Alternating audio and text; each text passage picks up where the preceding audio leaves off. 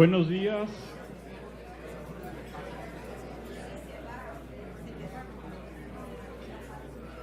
Buenos días a todos, sean bienvenidos a este nuevo desayuno conferencia que el Colegio de Monterrey ha organizado en este día con un invitado muy especial, el doctor Héctor Zagal, especialista, no diría en temas de educación, porque ese es en realidad uno de tantos temas que él domina,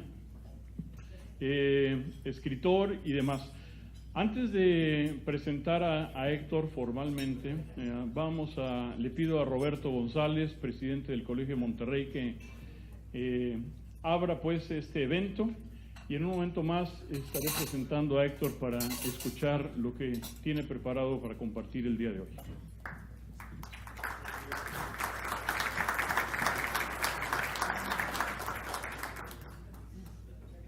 Distinguidos miembros, distinguidos invitados especiales, honorables, directiva del Colegio Monterrey, damas, caballeros, buenos días. Bienvenidos todos a este que ya es nuestro cuarto evento ciudadano, en el que en esta ocasión pondremos a la consideración de ustedes un tema que yo considero muy importante, muy especial, no solo para México, sino para el mundo entero, diría yo, y que es la educación. Y para eso, como bien lo dijo Ángel, contamos con el apoyo de nuestro orador invitado, el doctor Héctor Zagal, a quien tengo el honor de conocer desde hace más de 10 años. He asistido a muchas pláticas, conferencias de él, y les puedo garantizar que de aquí saldremos con mucho contenido, con mucho valor agregado. ¿Por qué la educación? Lo acabo de decir yo, que es un tema muy importante, pero yo quisiera referirme a unos 6 años atrás, cuando yo me integré al Colegio de Monterrey, bueno, el ahora Colegio de Monterrey. Fue en una sesión semanal de que ellos elaboran, que ya tienen más de 500, en la que era liderada por el que fue nuestro presidente fundador, el licenciado Rolando Espinosa Ramírez, que en paz descanse. Él era un convencido, tenía una idea, una premisa muy metida en su mente, y cada vez que platicaba y tenía la oportunidad de ponerlo ante el público, él decía lo siguiente: las ideas mueven al mundo. Y de hecho, eso inspiró a la directiva del colegio para sacar lo que es el lema nuestro, por la superación ciudadana. Sin duda, todos los aquí presentes, incluyendo los directivos, estaremos de acuerdo con esa premisa, esa que la expresaba nuestro presidente fundador. Sin embargo, déjenme les comento algo que me estremeció un poco. Hace unas semanas, 2 o 3 semanas, mi querida esposa, que está por ahí, se me perdió, ahí está, me hizo llegar un libro de una muy prestigiosa filósofa española, Victoria Camps, en que dentro de sus libros el más reciente es el gobierno de las emociones. Y leyéndolo, que por cierto ya lo empecé a leer, no lo he terminado, pero como quiera lo recomiendo ampliamente, ella dice, esa frase respalda totalmente la frase o la idea, la premisa de nuestro presidente fundador. Sin embargo, dice, no es suficiente para tener resultados positivos. Y eso pues estremece. Y entonces le sigue uno leyendo y dice, le falta un ingrediente, porque es una premisa necesaria pero no suficiente. Le falta un ingrediente, y es que quien recibe la idea le guste o le disguste las ideas. Porque en ese gusto y ese disgusto está el que pueda actuar el ser humano o pueda en un momento dado paralizarse. Y lo explica de la siguiente manera. Uno tiene las ideas, que uno de los talentos superiores, que es la inteligencia, le permite captar esas ideas. Después la emoción, que es el motor, es el que le da la gasolina para impulsar a la otra gran talento del ser humano, que es la voluntad. Con esa idea ya comprada, entonces lo invita a actuar. Y eso se requiere que se dé el gustarle las ideas. Y aquí es donde yo creo que hay un gran reto para todos los sistemas educativos. Me da la impresión que a la fecha nos hemos preocupado por cultivar la inteligencia. Hemos dejado la voluntad, pero más que la voluntad, el gobierno de las emociones, porque es el que le da la gasolina a la voluntad. Yo creo que es algo que se debe analizar e incluir en los sistemas educativos. Ahora, pues,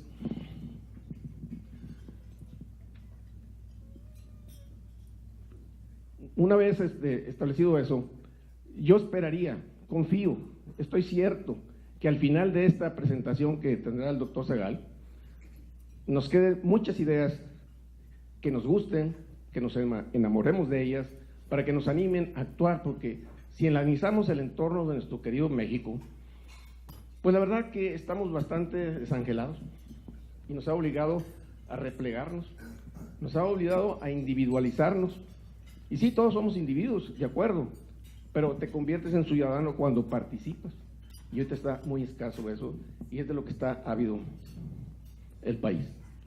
Y yo termino mi participación con 3 frases que yo leí este pasado domingo en El Norte, en una de las editoriales que escribe Eduardo Casia. La primera y la última la dice un artista plástico que tiene mucho éxito, Álvaro Cuevas, que inclusive ha recibido premios porque promueve la paz. Y miren, es profunda y creo que lo dice todo. El cuerpo dispara lo que el espíritu le carga. Hay una segunda frase que también taladra el cerebro, que la dice o la dijo en una de sus películas Al Pacino. Creo que se llama Cualquier Domingo, en el que él era un entrenador. Y dentro de sus arengas, cuando platica con la gente, les dice: salvémonos como sociedad o muramos como individuos. Y la tercera, que yo quisiera de antemano ofrecer una disculpa porque está un poco fuerte, pero yo creo que si la matizamos, pierde el mensaje y creo que también daría respuesta a mucha gente que de repente pregunta, bueno, ¿y yo qué puedo hacer? Pues está en el entorno de lo peor. Esa nos la da el mismo artista plástico, que él fue a donde confiscan las armas y pidió que le entregaran todos los armamentos. Batalló y se los dieron. Entonces, los cañones, los gatillos, etcétera, los torció, los soldó y formó estatuas metálicas que tuvieron mucha aceptación. Y él concluye con la tercera frase que, de nuevo, disculpen, pero así lo dice él y lo voy a decir tal cual, para los que tengamos dudas de qué debemos de hacer. La mierda hay que convertirla en abono. Gracias por su atención.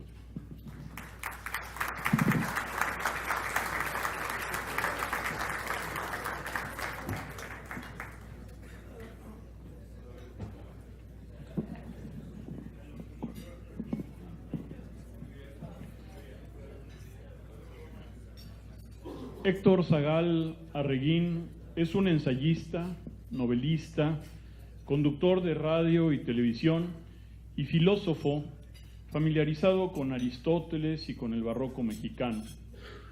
Estudió la maestría en la Universidad Nacional Autónoma de México, donde trabajó bajo la dirección de Mauricio Bechot y Carlos Pareda. Se doctoró en la Universidad de Navarra, bajo la tutela de Alejandro Llano, y es miembro del Sistema Nacional de Investigadores, además de profesor de la universidad, en la Universidad Panamericana y en la UNAM.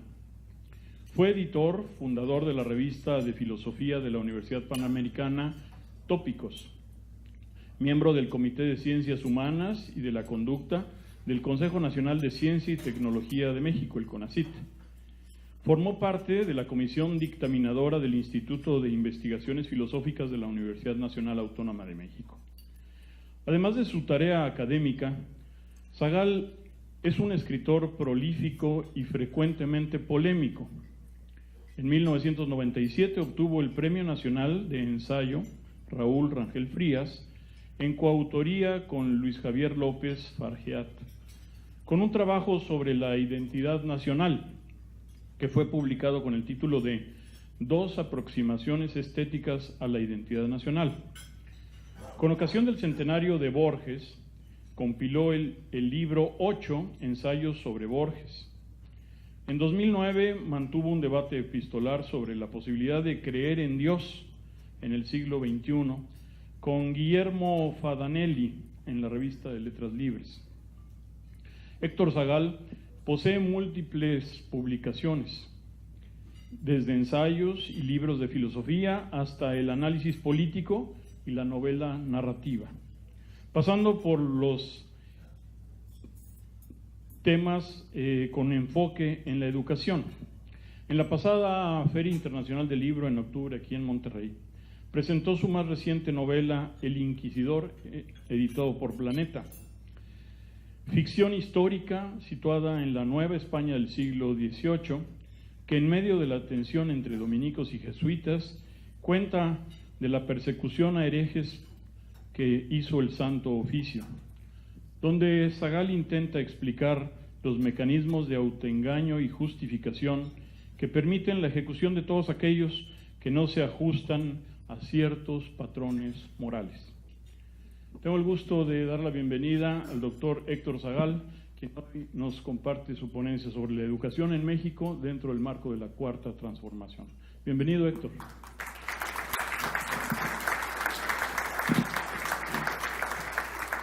Bueno, pues muchísimas gracias. Me da mucho gusto estar con ustedes, poder compartir este punto de vista, estas inquietudes. Lo de Cuarta Transformación yo creo que es muy importante que vaya con interrogación.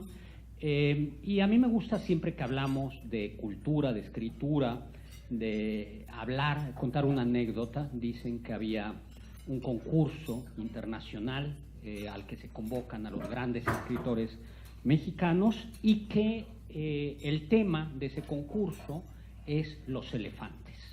Entonces se da un año de preparación y cumplido el límite llega un profesor inglés con un ensayo que se llama Los elefantes y la comercialización del marfil. Llega un profesor alemán que presenta un texto en 7 volúmenes que se llama Breve Introducción al Estudio de los Elefantes. Llega un francés con un texto que se llama Los elefantes y el amor. Luego llega un japonés con un chip que dice resumen de lo que dijo el profesor alemán y de lo que dijo el profesor inglés.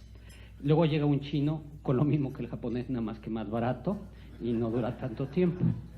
Llega un profesor catalán que dice los elefantes y la cuestión de Cataluña, y llega el profesor mexicano y dice, chin, ¿qué había que entregarlo hoy? Bueno, yo creo que este es un lugar común y que creo que no nos hace justicia, pero que de alguna manera refleja, lamentablemente quizá, un problema, un lugar común que hay, ¿no? A mí me gustaría comenzar con saliendo al paso de un malentendido. Yo creo que todo el mundo hemos visto estos videos o casos en los que se nos cuenta la historia de un muchacho que en condiciones muy vulnerables de pobreza termina estudiando, saliendo adelante. Yo conozco casos de estos, ¿no? Tengo la fortuna de tener estudiantes y de haber visto muchachos que en unas condiciones verdaderamente duras terminan al final estudiando la maestría, el doctorado, siendo empresarios, siendo profesores de ética. Sin embargo, creo que la cadena, dicen que la energía, la fuerza de una cadena no se mide se debe de medir por el eslabón más débil. En otras palabras, estos casos que sin duda son ejemplares, no son de ninguna manera la solución. Es decir, estos casos no deberían de darse. Lo que debería de darse es que un muchacho que nace en unas condiciones de pobreza tenga un sistema educativo y social tal que pueda estudiar en condiciones de igualdad o de equidad de oportunidades. Es injusto exigirle un esfuerzo extra a una persona que ya de por sí está en una condición vulnerable. Entonces creo que sin duda estos ejemplos son muy importantes, yo los utilizo con frecuencia, porque en el tema de la educación la iniciativa y el esfuerzo personal es decisivo. Sin embargo, no pueden convertirse en la solución, ni podrían convertirse en el patrón común. Deben ser vistos como excepciones que ojalá no tuvieran que darse. ¿Qué me preocupa a mí? Bueno, voy a decirlo rápidamente. Me preocupa que en unos días entra en funciones el nuevo presidente, bueno, en funciones legales, porque en realidad ya sabemos que está marcando, dirigiendo la política de este país prácticamente desde que ganó. Y la gran pregunta es, ya sabemos lo que dice que no va a ser, es decir, habrá una cancelación, modificación, desmantelamiento de la reforma educativa, por eso hablo del agonizante, y la pregunta es, bueno, ¿y después qué? ¿No? Muy bien, nos guste o no, es el nuevo presidente, y la pregunta es, ¿y luego qué viene? ¿Cuál es, en mi opinión, la esencia de la reforma educativa del presidente Peña? Ojo, no es lo que dice el discurso que es la reforma, sino lo que yo creo que es el corazón de la reforma educativa. Me parece que hay algo muy importante, que fue un sistema claro de ingreso, permanencia y promoción en el magisterio. ¿Qué quiere decir esto? Es un sistema de oposiciones, que tendría que haber existido desde antes y que sin duda es bueno. Lamentablemente, y esto los críticos de la reforma educativa, el sistema claro de ingreso, promoción y permanencia, si bien es cierto que ya existía en el sistema federal un sistema de carrera magisterial, es decir, de ascenso de acuerdo a tus habilidades y conocimientos, este sistema lo perfecciona y lo transparenta. Algunos de los críticos han dicho, y yo creo que con razón, que sin duda el sistema es interesante porque no es sino una variación del sistema civil de carrera que existe en muchos países, Alemania por ejemplo, y que por tanto es contradictorio que uno de los primeros actos de la legislatura del presidente Peña fue abolir el sistema civil de carrera. Es decir, que era lo que desde Fox, aunque no se hizo a fondo, y también el presidente Calderón al menos no lo abolió, pero no lo impulsó, era que en lugar de que cada sexenio entrara nuevamente toda la burocracia media, hubiera un servicio de burocracia de carrera por oposiciones. Hombre, sí, la alta burocracia cambia, a los que están basificados no los puedes tocar, pero que en medio la burocracia media entrara ahí por un sistema de carrera, de ascensos. La idea era buena, entonces claramente hubo una contradicción, ¿no? Es decir, quitas el sistema civil de carrera y por otro lado introduces un sistema de ingreso, promoción y permanencia en el magisterio. Esto es básico, ¿no? Dos, aunque ya existía la creación de un Instituto Nacional de Evaluación Educativa Autónomo, esto es algo básico.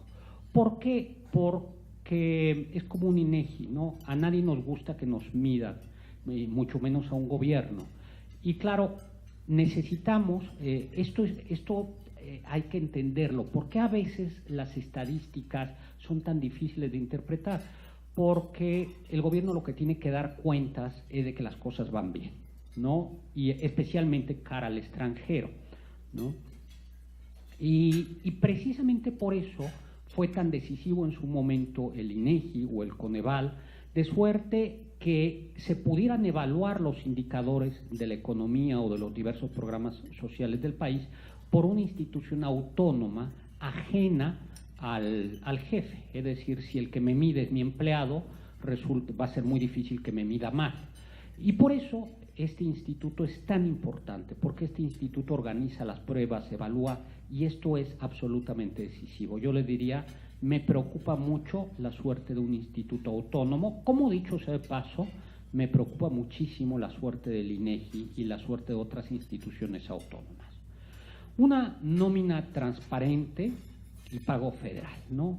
Si ustedes quieren saber lo complicado que es una nómina en todo, en el tema educativo, tanto en los estatales como en los federales, échense un ojo a los presupuestos para tratar de ver cuánto gana un profesor, cómo se gana, cómo esa nómina se transparentó. Luego, otro punto que también es clave es tratar, nuestro país al menos era en constitución muy federal, para bien y para mal, ¿no? Y no nos acabamos de sentir cómodos con esto. Creo que la educación siempre fue mal federalizada desde hace muchos años. ¿Qué quiere decir mal federalizada? Bueno, que se transfirieron unas funciones, no otras. Hay casos incluso de instalaciones en donde resulta que a la hora de transferir, el piso de arriba era federal y el piso de abajo era estatal, para que se hagan unas ideas. Hay escuelas donde sucedió eso. Entonces, si esto sucedió, la reforma intentaba armonizar, que no es lo mismo que homologar, armonizar la legislatura estatal y la legislatura federal. Después, el famoso modelo educativo nuevo, aprender, y algo que creo que es fundamental, el inglés en primarias públicas, ¿no? Como ven, son de muchos niveles. Yo esto es lo que considero que sería el corazón de la reforma educativa. Sin embargo, algunos dicen, y no sin razón, que desde su nacimiento estuvo excesivamente politizada. ¿Qué quiere decir excesivamente politizada? No hay que olvidar que la maestra Elbester Gordillo, que fue del PRI, luego se convirtió en un apoyo muy importante del presidente Calderón, y es llamativo cómo se enfilaron, dicen algunos, cómo se enfilaron todas las baterías sobre el Gordillo y no sobre otros próceres del sindicalismo mexicano, como es el caso del de Pemex, ¿no? Que además acaba de ser, creo que ya también indultado por el presidente, ¿se acuerdan, no? El nuevo en funciones, bueno, el que va a entrar. ¿Cuáles fueron las críticas de la reforma educativa? A ver, hay que reconocer que el gobierno federal sobre las protestas cambió, ¿no? Pero algunas de esas las tendría que haber cambiado, las tendría que haber tenido desde el inicio. Y es que hay muchos Méxicos. ¿Qué quiere decir que hay muchos Méxicos? Pues quiere decir que hay, yo pongo siempre dos ejemplos, ¿no? Si México fuera San Pedro o si México fuera la alcaldía Benito Juárez, que es la alcaldía con más nivel educativo del país, ¿no? Donde casi el posgrado abunda, esto sería Italia, ¿no? Sería Italia o un país muy. Pero junto con eso, hay regiones muy importantes del país con bolsones de pobreza muy graves. Voy a poner un ejemplo, este es un ejemplo real. Yo estaba en una junta, escribo libros de ética para muchachos, y entonces llega mi secretario y me dice, oiga, hay un maestro que quiere verlo, que viene de Oaxaca, que porque le gustó su libro. Le dice, pues dígale que no puedo recibirlo, es una junta, que me escribe un correo y le doy una cita. Regresa la secretaria, que no tiene correo electrónico. ¿Pero de dónde? No viene, es que viene de la sierra. Bueno, dígale que me espero, que me llame, es que se regresa hoy. Y le dije, pues sí, que me llame. Regresa. Oiga, que no hay celular. Dije, bueno, pues que me llame en la caseta, ¿no? Ya estaba, la verdad es que fui un poco algo grosero, digo, no se lo dije él. Y me dijo, es que no hay caseta porque no funciona. Y le dije, que me mande un correo postal. Y ya no le dieron el recado y salí a verlo. Y en efecto es un maestro que yo veo con una frecuencia, y me contó, ¿no? Y me contó, sí, es que en efecto en donde yo vivo no llega la señal bien.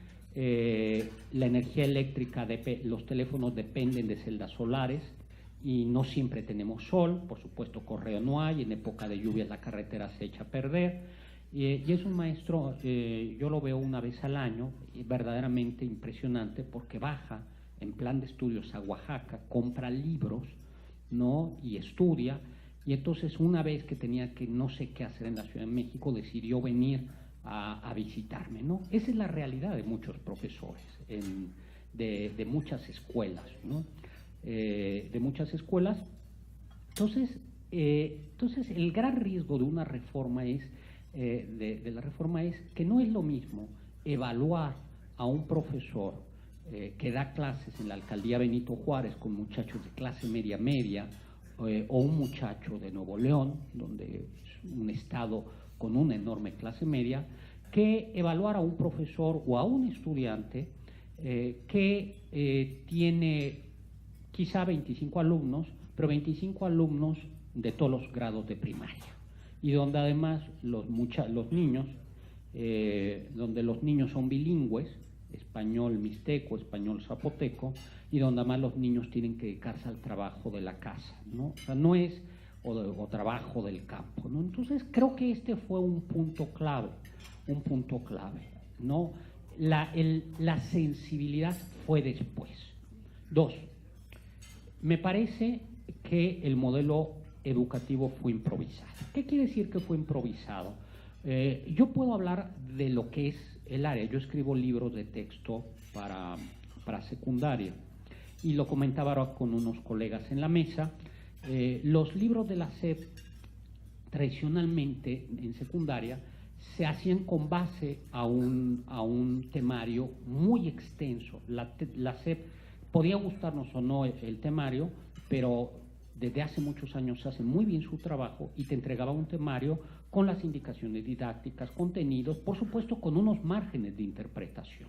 Pero estamos hablando de unos programas de 50, 60 páginas y que llegaban a tiempo, de suerte tal que los programas salieran y los libros pudieran salir. En esta ocasión, los temarios de ética cívica, que es mi área, salieron tarde. Tan tarde quiere decir que ahora mismo, todavía están en dictamen los libros de prácticamente todos los cursos de tercero y secundaria, ¿no?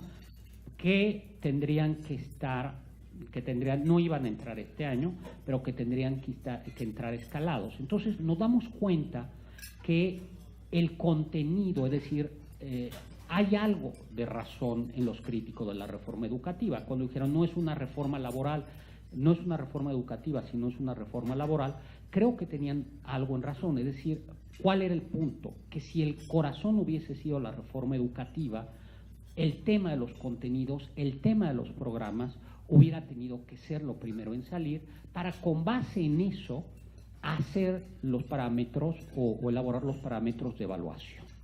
Con esto no estoy diciendo de ninguna manera que no haya que evaluar, ¿no? Al contrario, yo soy un defensor. Creo que lo que más nervioso me pone es que nos quedemos sin INE y sin ese sistema de ingreso. Pero esto fue un error, me parece. Cuarto, hay algunos que dicen que tenemos un modelo centrado en la responsabilidad del profesor. Yo creo que este no es un problema de México, yo creo que este es un problema de todos los modelos didácticos, ¿no? del mundo. Es decir, la responsabilidad está cargada en el profesor. Vamos a ver muy brevemente al final cómo hay modelos educativos de éxito que responden, que distribuyen la responsabilidad. El modelo de Singapur, por ejemplo, implica mucho a la familia. El de kinder es muy interesante, o el de preescolar, porque involucra a los abuelos, el de Singapur, ¿no? El de Corea, la familia está muy involucrada y está muy involucrado el educando. Pero en general lo que tendemos es a pensar que la culpa de que un muchacho no aprenda es del profesor, ¿no? Yo les puedo decir que soy profesor desde hace muchos años y que es impresionante cómo parecería que la carga está puesta en el profesor, ¿no? Y finalmente, cuando hablo de esto, de vendetta política, lo que quiero decir es esto que decía con el dibujito de la manzana.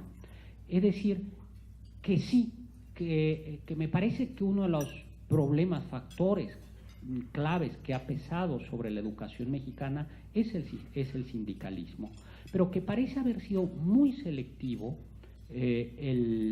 el ataque o el muy selectivo el tema del sindicalismo. Es decir, en este sexenio lo que vimos fue una concentración en el sindicato de la educación, pero el otro gran sindicato, los otros grandes sindicatos están ahí, no fueron tocados, ¿no? Y eso claramente dio un tufillo, una mala prensa a la reforma, ¿no?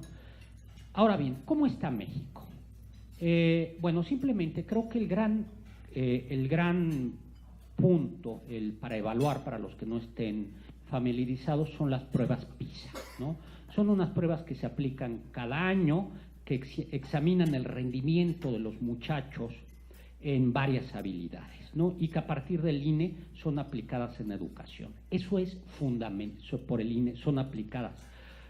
¿Por qué? Porque tiene que ser un instituto autónomo el que aplique, ¿no? ¿Cómo nos va? Bueno, pues este es el nivel, ¿no? ¿Cuáles son los países mejor evaluados? Corea, China, Japón, Singapur, Canadá, ¿sí? y Estonia, ¿no? Me voy a... ¿qué tienen los países mejor evaluados o con algunos de los países? Por ejemplo, países bien evaluados. Alemania gasta en educación primaria $8,600 por alumno. Corea 11,500. México 3,000, ¿no? En primaria y en secundaria. Esto ya simplemente sería un indicio de por qué vamos mal, o sea, de por qué no vamos tan bien. No pagamos mucho, no gastamos mucho, eso no es sueldo, sino gastamos, pero no gastamos con los niveles de otros países. Por tanto, a menos gasto tendría que haber una menor eficacia. Este es las calificaciones en lectura. México, RAC, Chile está por arriba, Estados Unidos, vean cómo va más o menos estable, Corea, ¿no? Aquí, vean, ¿no? ¿Qué es interesante, no? Alemania tiene un sistema educativo completamente público, Estados Unidos público y gratuito, ¿no? Es grave esto. ¿Por qué es grave la lectura? ¿Por qué mide habilidades? Bueno, porque para leer hay que leer instructivos, manuales, ¿no? Y esto no me extraña, ¿no? Mis estudiantes, yo les diría que no conocen los acentos, la puntuación, no la conocen, simple y llanamente, ¿no? ¿Cómo andamos en matemáticas, no? Bueno, desde el 2004 somos constantes, vamos mal, ¿no? Estados Unidos no va tan bien, pero tampoco va mal. Corea hay un pequeño descenso y fíjense cómo Alemania no es el primero, pero siempre le va bien. Chile está mal, ¿no? Tenemos un problema serio en matemáticas. Piensen estas habilidades qué tan importantes son. A la pregunta ¿por qué la gente se endeuda y no sabe manejar una tarjeta de crédito? Porque si la gente no sabe no que sepa calcular el interés compuesto, pero si no entiende que el 3% no quiere decir pagar 3 pesos, ¿sí? Y que además hay una diferencia entre interés compuesto e interés simple, se entiende que pues todo el mundo le debamos dinero a Coppel cada vez más, ¿no? Esto es una habilidad importante. Y en ciencias, bueno, en ciencias sin comentarios, ¿no? Vamos constantemente mal desde el 2006 hasta el 2014, Estados Unidos es estable, Alemania es estable, Corea comienza a descender ligeramente, ¿no? Yo creo que esto es alarmante, ¿no? Esto es como para que vean, es el mismo dato, pero en barra. Aquí todavía en el 2000 no se medían, ¿no? Y estos son los conocimientos, ¿no? A ver, yo sí tengo anécdotas verdaderamente si ya no metemos a temas de historia, a temas de otro tipo. Yo hago un examen, yo doy clases en escuelas privadas y en escuelas públicas, ¿no? Y puedo decirles que doy en escuelas privadas que salen evaluadas en PISA, en la preparatoria de la Universidad Panamericana, sale evaluada desde hace muchos años, siempre en los 15 primeros lugares de PISA. El país baja o sube, pero está. Y les hago un examen. Y en el examen, entre otras cosas, les pregunto preguntas tan complicadas como ¿con qué países colinda México? Todo el mundo sabe que con Estados Unidos, y ya luego vienen las variaciones, ¿no? Pero así como de las brillantes que tengo, tradicionales, es al sur con Canadá y con Tabasco, ¿no?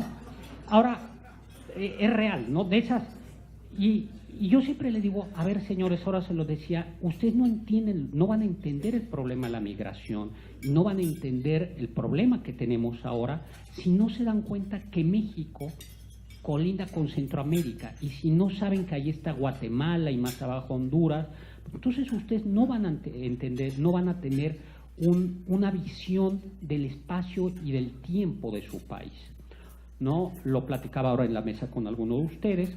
También fue un examen que le hice a varios aspirantes para un trabajo, y les hacía una pregunta del tipo, ¿para qué sirve un senador? Bueno, algunos dirían para nada, pero es decir, ¿cuál es la función de un senador?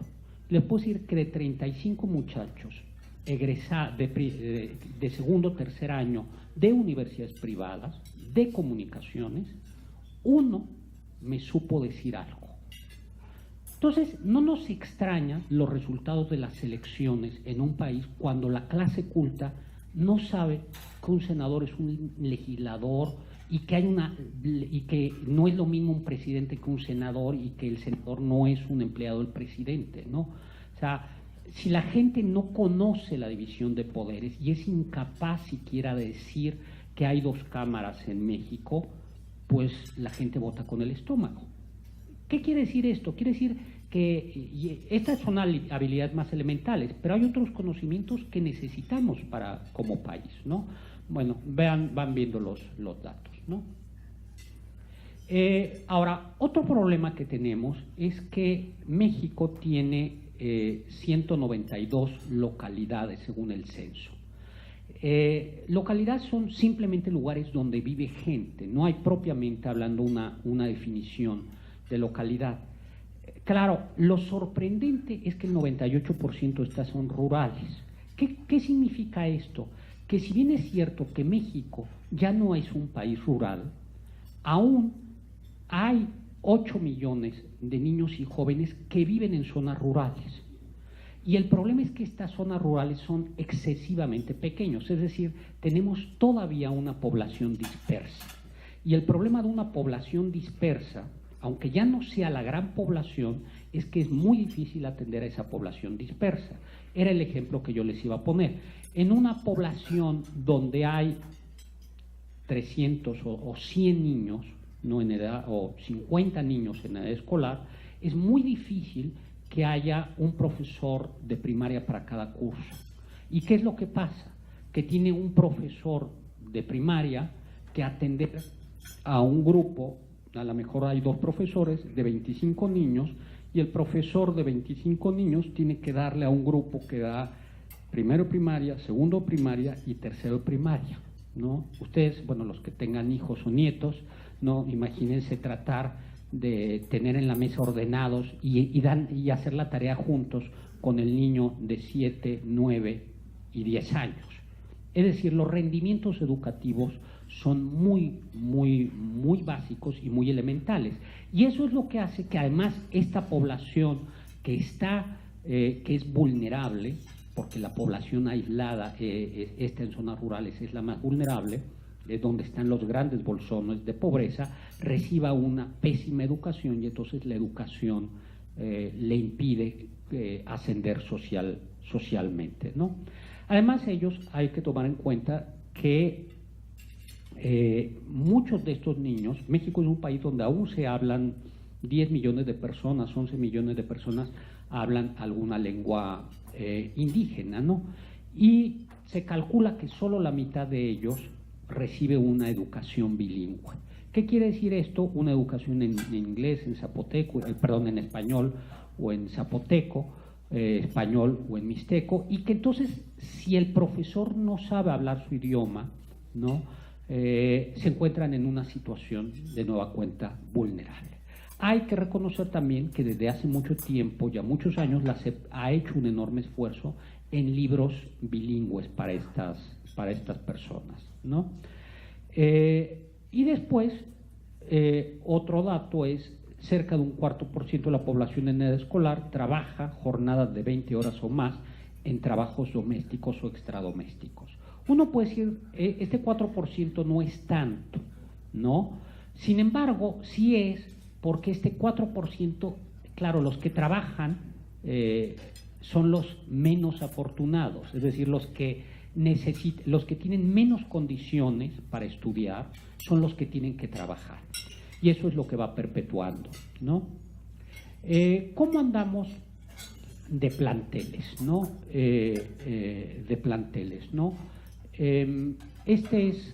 Yo aquí quería llamar a ver cómo hay en preescolar, por ejemplo, hay mucho plantel privado, en público, en primaria, el plantel público es fundamental.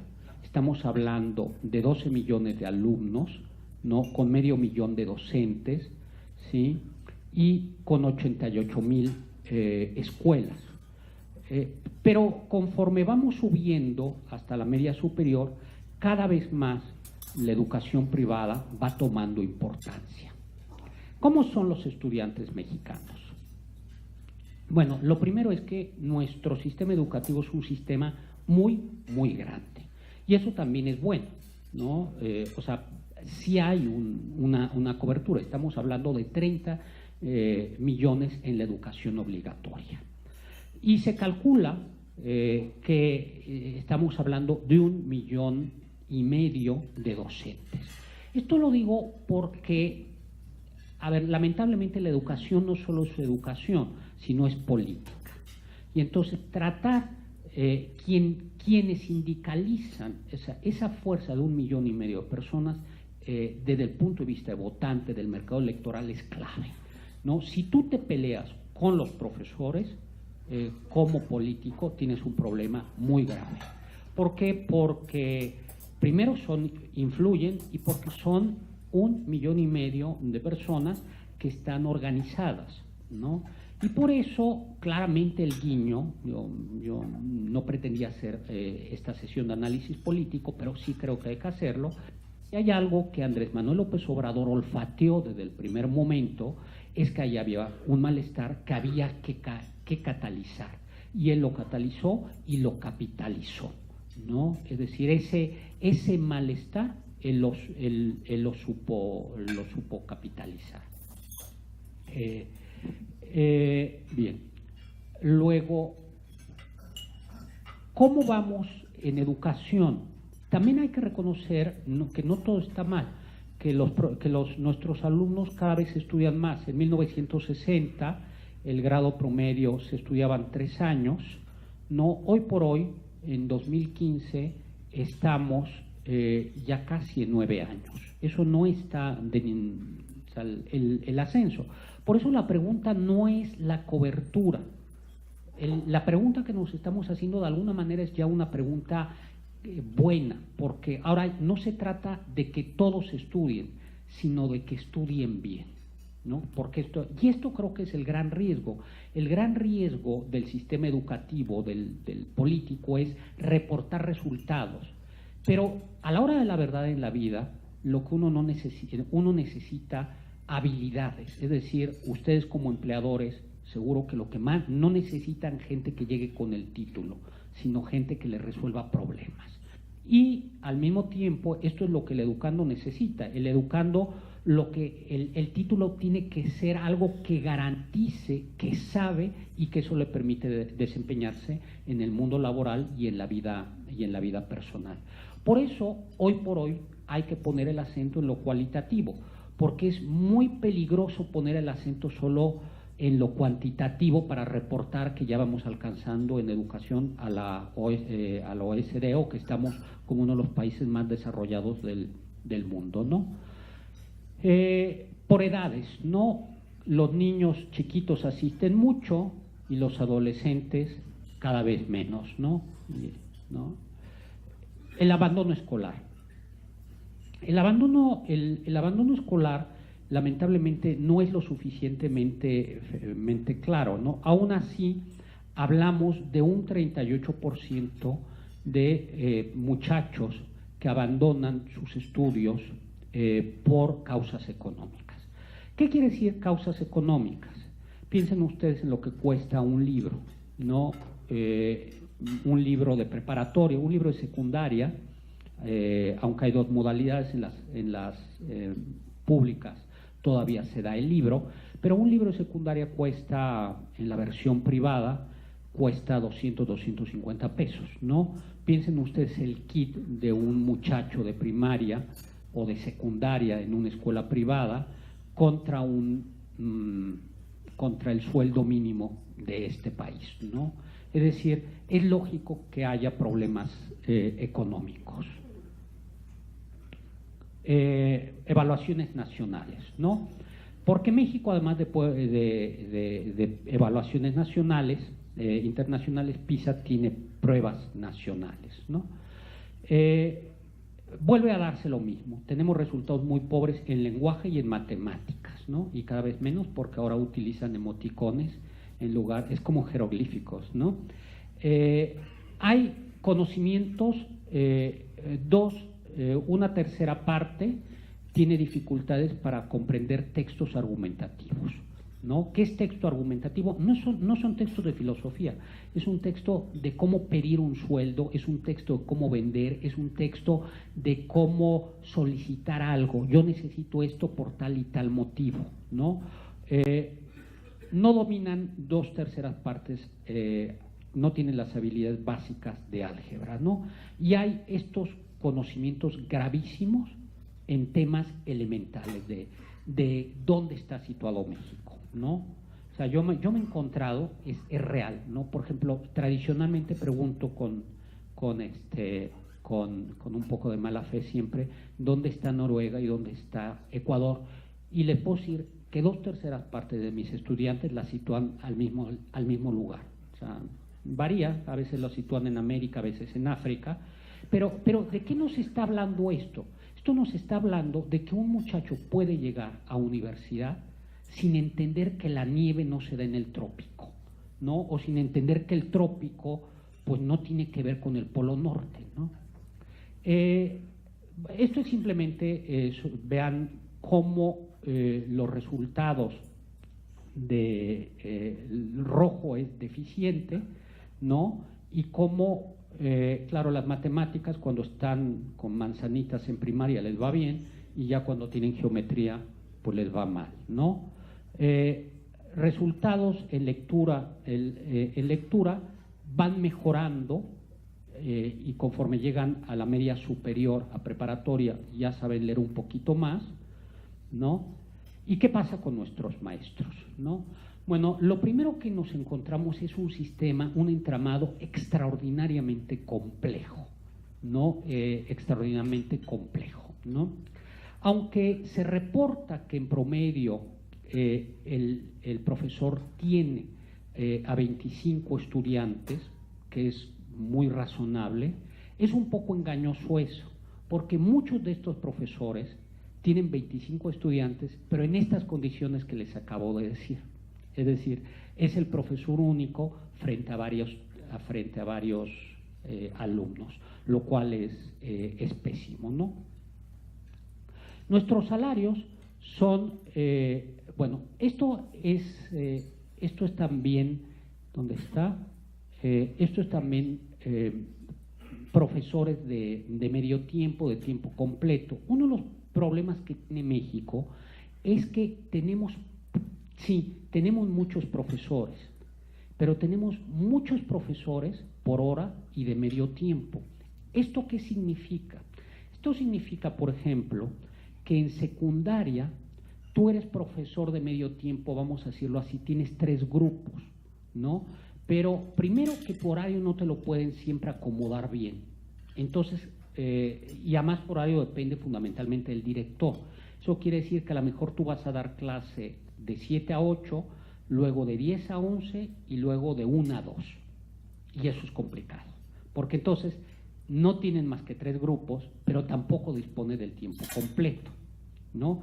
Y segundo, que eso te genera que estos profesores de medio tiempo por tiempo de horas se les paga fundamentalmente por la hora frente a grupo y no cuentan con el apoyo que sí tienen los profesores de tiempo completo. Estoy simplificando porque hay variaciones de estado y de escuelas federales, pero que además tiene que preparar clases y que tiene que calificar. Simplemente para que se hagan una idea, se calcula más o menos se calcula que si uno califica un examen o una tarea, uno tarda 3 minutos por tarea. Un grupo de 25, un grupo de 50 muchachos, hagan ustedes las cuentas de lo que supone calificar. Entonces la calificación en la preparación es fundamental.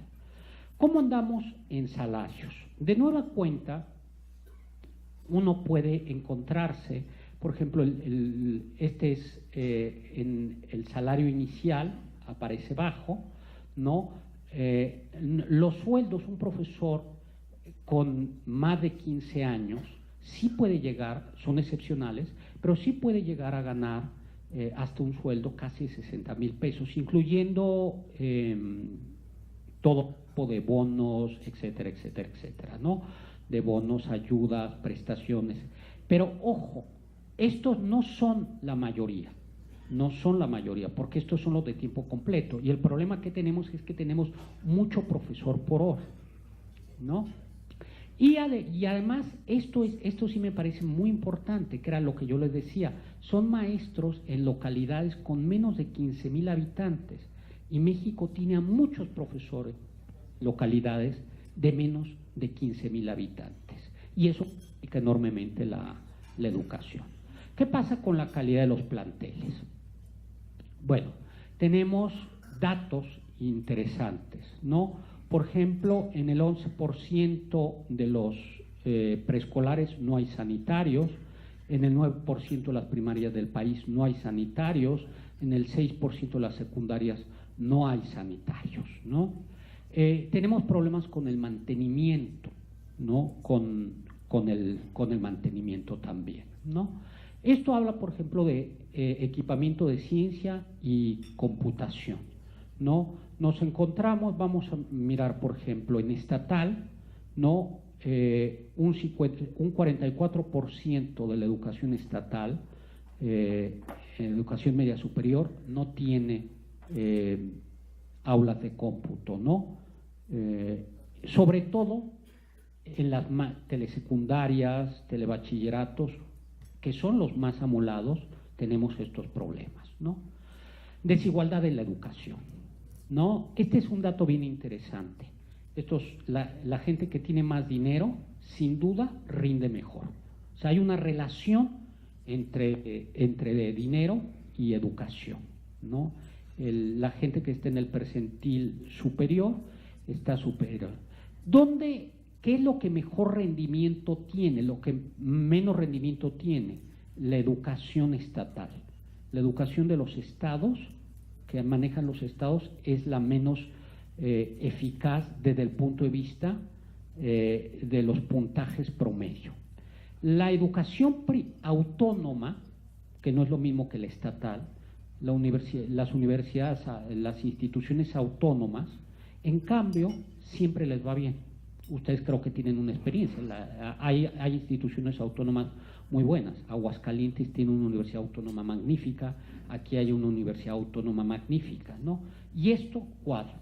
¿Qué es lo que tenemos? A un niño, a un estudiante rico en una autónoma, es tan bueno como la privada. En cualquier caso, estudiar en privada, especialmente estudiar en privada, siempre es mejor. Y esto es terrible, ¿no? ¿Qué quiere decir esto? Que la educación privada tiene un rendimiento alto. Pero ojo, fíjense cómo el rendimiento de las instituciones autónomas es superior. Las federales es bastante mediocre, y vean cómo, por ejemplo, una persona que estudia en una institución federal, a pesar de que tiene dinero, termina rindiendo mucho menos, ¿no? ¿Qué tanto estudia el quintil más rico? 12.2 contra el quintil el más pobre, que está en 6.6. ¿Qué es lo triste? Que si bien es cierto que va aumentando el número, se sigue abriendo la brecha entre ricos y pobres, ¿no? Ahora, ¿qué es también algo muy grave? Algo muy grave es que los estudios hoy por hoy no nos garantizan tener mejor sueldo. Y esto lo perciben los muchachos. Y esto creo que obligaría a una reflexión cara a qué es lo que le pedimos a la educación. Muchos de ustedes tienen negocios, son empresarios. Es ¿por qué estarían dispuestos ustedes a pagarle a alguien más? Esa es la que pregunto. Es decir, a ver, yo como hombre de negocios, yo también tengo un pequeño despacho, esa es la pregunta que yo me hago. A ver, ¿qué es lo que yo necesito y por qué te pago más a ti? ¿Por qué estaría dispuesto a pagarle más a alguien? Porque genera valor, ¿no? ¿Y cómo me vas a generar valor? Eso es lo que de alguna manera ustedes, nosotros, tendríamos que sensibilizar al sistema educativo para que genere eso. A ver, yo necesito gente que sepa esto, que me resuelva estos problemas, porque de otra manera el título está muy bien, que todo el mundo tenga título de doctorado y maestría, de lo que sea, pero lo que necesitas es resolver problemas para conseguir trabajos y generar valor agregado. Esa es la pregunta, ¿no? Quizá esto no se puede decir en un foro de educación con estas palabras, porque resulta políticamente incorrecto, pero yo creo que aquí estamos en confianza y lo tendríamos que decir. Porque si no, lo que está pasando, y lo que está pasando en todo el país, eso va más allá de la educación, es que ha habido un deterioro del salario en todos los niveles, incluso en el posgrado, ¿no? En cualquier caso, a pesar de que ha habido un deterioro de los estudios del sueldo, sigue siendo una buena apuesta estudiar, ¿no? La gente de 15 a 29 años que tiene estudios superiores sigue ganando mucho más de lo que gana la gente que tiene solo la media superior, ¿no? O sea, a pesar de todo, sigue siendo una buena apuesta estudiar. ¿Qué queremos con la educación? Bueno, yo creo que lo que queremos es una educación que permita que haya movilidad social, ¿no? Y el mecanismo tiene que ser equitativo. Por eso es tan injusto, a ver, no es injusto que exista educación privada, lo injusto es que haya gente que tenga que hacer unos esfuerzos especiales para poder ascender socialmente, ¿no? Hoy por hoy tenemos un discurso radicalizado en nuestro país, no somos tontos, yo creo que todo el mundo lo hemos visto, y me temo que el presidente electo lo ha capitalizado muy bien. Y ese discurso en donde, por supuesto, yo no diría que hay resentimiento social, lo que hay es falta de distribución de la riqueza. Y esa falta de distribución de la riqueza se tiene que dar a través del sueldo. Esa es la manera, es decir, creo que el Estado ya sabemos que es mal repartidor de la riqueza, ¿no? O sea, quita, se come la mitad en el mejor de los casos y no reparte la otra. La manera ¿cuál es la manera de repartir la riqueza? Es cuando tú participas en la producción de la riqueza y a través del sueldo, que no es una dádiva, llevas lo que tú estás, el componente de lo que tú estás generando. Y en este sentido, la educación tendría que ser el mecanismo que permitiría ascender a esa fuente de la distribución de la riqueza. Y por eso es tan grave, me parece, que la educación pública no sea lo suficientemente eficaz. Es decir, que estemos produciendo gente con títulos o con certificados que no sabe. Porque un niño o un muchacho de bachillerato que llega con ustedes, pero que no sabe, por mucho que tenga sus certificados de estudios oficiales, no les va a resolver problemas ni a ustedes ni a mí, ¿no? Ese es el punto. Yo creo que hay varios retos. El primer reto es entonces que tenemos que capacitar, educar para trabajar. Claramente el inglés es fundamental.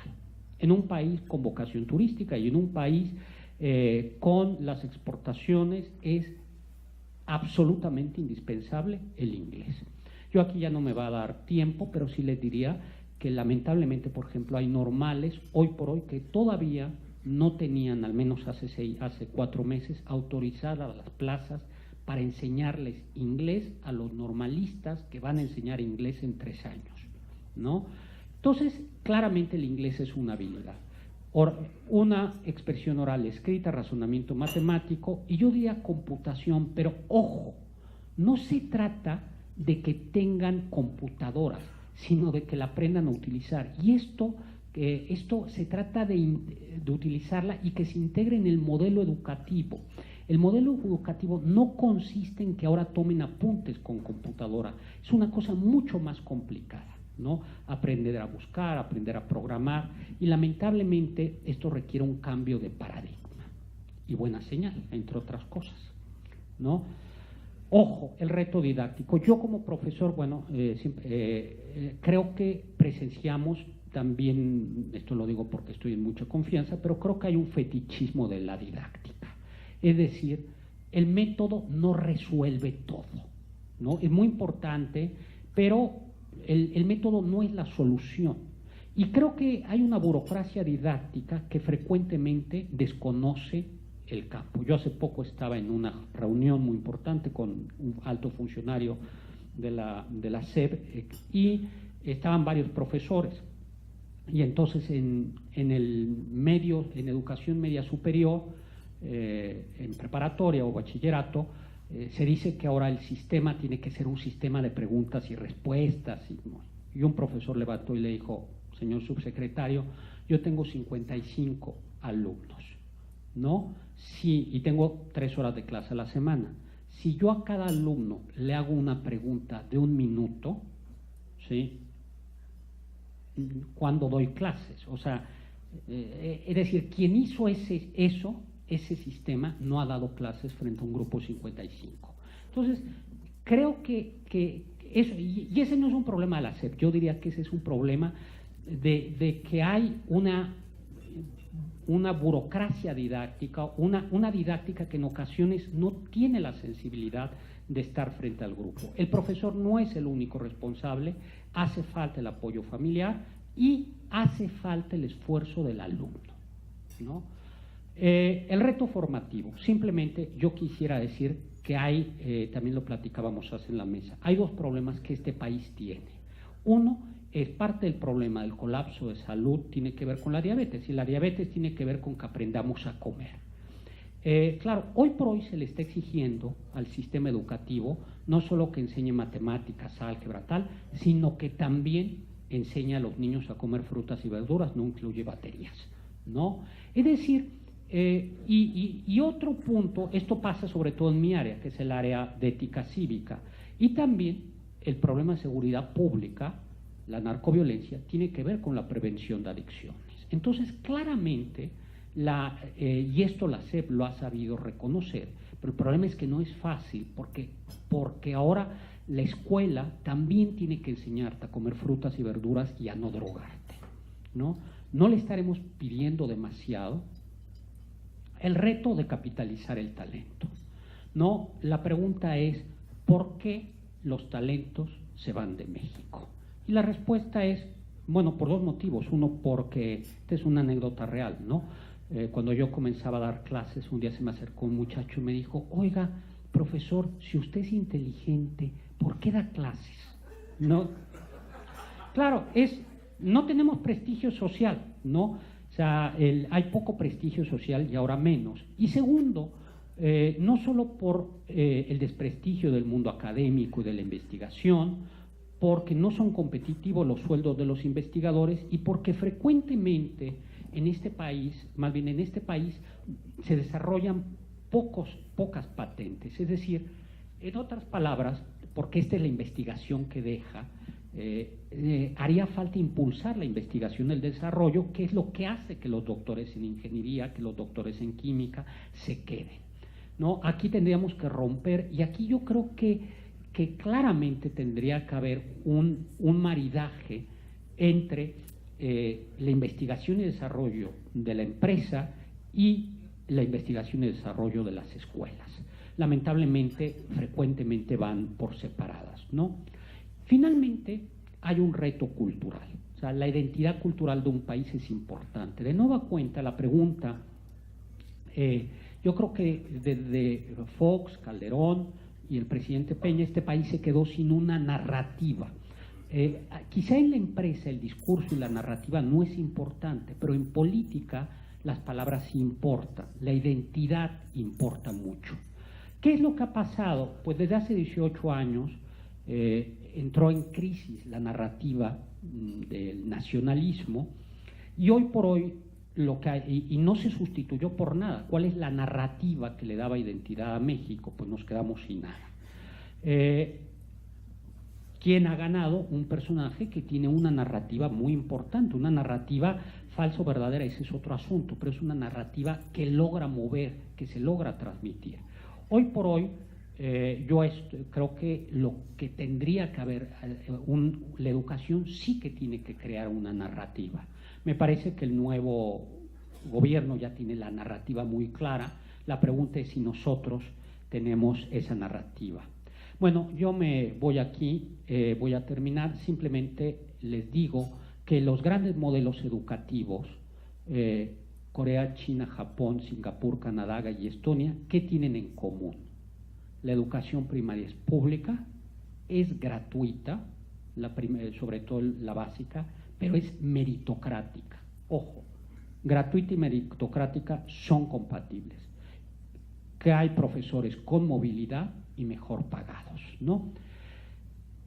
¿Cuál sería entonces claramente la propuesta? Yo creo que la propuesta es la educación primaria y seguramente la secundaria. Hay que privilegiar la educación pública, gratuita y meritocrática. ¿Qué quiere decir meritocrática? Que el alumno tiene un derecho, y es el derecho a ser reprobado. ¿Cuál es el problema? Hoy por hoy, el problema es que no hemos resuelto en cómo es obligatoria la educación y al mismo tiempo cómo reprobar al alumno. Y que además hay una serie de alicientes para que el profesor no repruebe. Es decir, si tú repruebas alumnos, todo te invita a que vas a estar mal calificado, vas a tener que dar más cursos, ¿no? Y por otro lado, a mí como Estado mexicano me conviene reportar que todos mis alumnos de primaria pasan, ¿no? Y además es obligatoria. Entonces no tenemos resuelto este problema.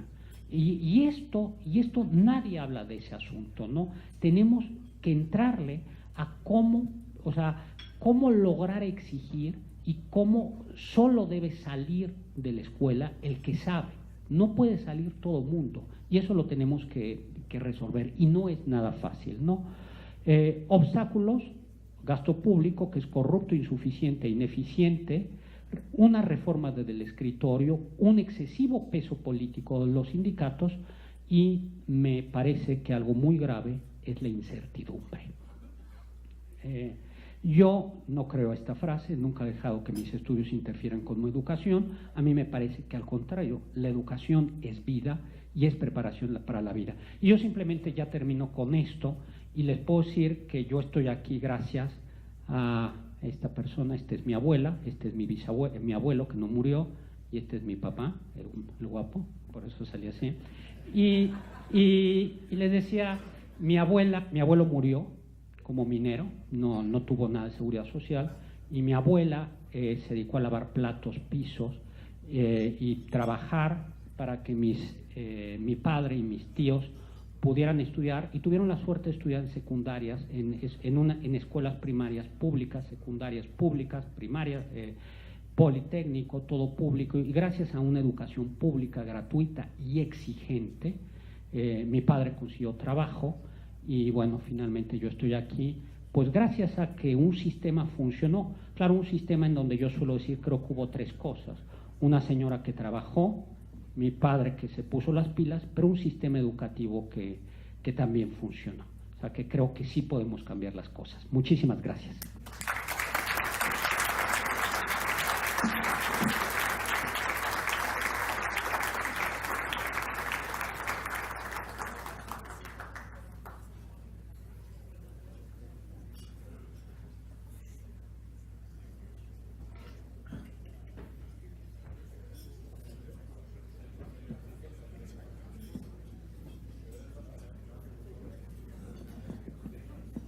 Vamos a tener un momento de preguntas y respuestas con el doctor Zagal.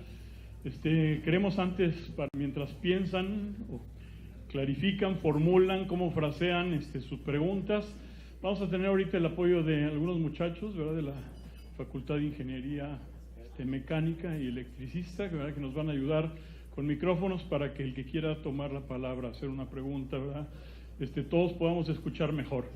En un momentito iniciamos. Roberto González, presidente del Colegio de Monterrey, tiene un reconocimiento para el doctor Zagal. Roberto. En nombre de la directiva del Colegio Monterrey, Héctor, te hacemos entrega de este pequeño reconocimiento por colaborar con nosotros por la superación ciudadana. Gracias.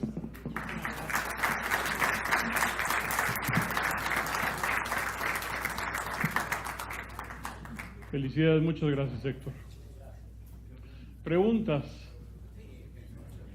Muchas manos, muchas inquietudes. Bueno, vamos a, por orden, según fui viendo, 1, 2 y 3.